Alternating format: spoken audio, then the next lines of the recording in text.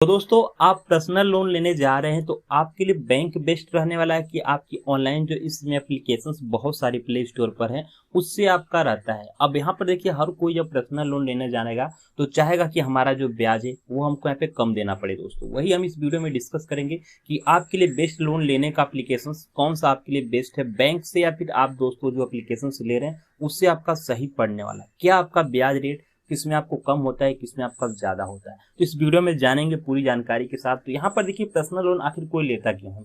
मानिए कोई आपको इमरजेंसी आ गई है तो आप लेना रहे लोन, ठीक है। मानिए आपको बहुत पैसों की जरूरत है और आप चाह रहे हैं कि हम लोन ले ले, फिर हम यहाँ पे एक आध साल में जो कि काम करके हम यहाँ पे कुछ EMI पे महीने महीने हम इसको भर देंगे, जो भी हम 50,000 1 लाख के रुपए की आपको यहाँ पे लोन की जरूरत है, ठीक है। अब यहाँ पे देखिए क्या होता है, आदमी पहला जो प्रोसेस होता है उसको पता है कि ऑनलाइन एप्लीकेशंस आपको तुरंत तो लोन दे देती हैं, ठीक है। आपके 24 घंटे आपके 1 हफ्ते में आपको लोन प्रोवाइड करा देती हैं, लेकिन आप लोग को नहीं पता ये ब्याज जो आपको लगाती हैं वो 10% इनका बस नाम रहता है।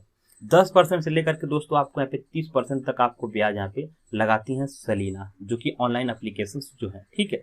ये आपके 10% से प्लस ही में आपके यहाँ पे रहेगा, 10 से आपका 30 तक आपका जाता है इनका, ठीक है। बहुत लोगों का तो 45% तक जाता है, ठीक है, जो ब्याज है। और वहीं देखेंगे जो बैंक लोन आपका है, बैंक लोन में आप बता दें तो मिनिमम आपका 10 से दोस्तों 10% से लेकर के 12% तक आपका यहाँ पे ब्याज जाता है सलीना।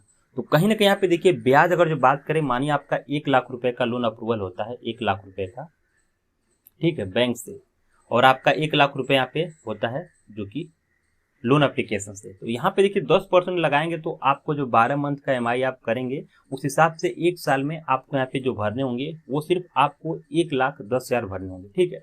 10 से 12% लगता है। लेकिन वही जो ऑनलाइन एप्लीकेशन से ये आपको अगर आपको लोन प्रोवाइड कराती है 1 लाख रुपए, तो फिर यहाँ पे 1,20% से लेकर के 30% लगाएंगी। 10% इनका बस नाम है, लेकिन बकिया 25 से 30% तक आपको लगाएंगे। मतलब साल भर में आपको वही पैसा जो कि 1 लाख आपको 25,000 30,000 भरना पड़ता है जब ऑनलाइन एप्लीकेशन से आप यहाँ पे लोन लेते हैं, क्योंकि इनका जो ब्याज है वो ज्यादा है। और वहीं आपको बता दें जो भी आपका लोन अमाउंट अप्रूवल होता है उसमें ये लोग 5 से 7% तक यहाँ पे प्रोसेसिंग फीस काट लेते हैं, जो कि बैंक आपका कुछ भी नहीं काटता है, ठीक है। बैंक आपका जो भी अमाउंट है वो आपका लोन के रूप में मिल जाता है टोटल। तो आपके 5 से 7 हजार रुपये ये वैसे ही काट लेंगे अगर आपका 1 लाख रुपए का लोन अप्रूवल होता है।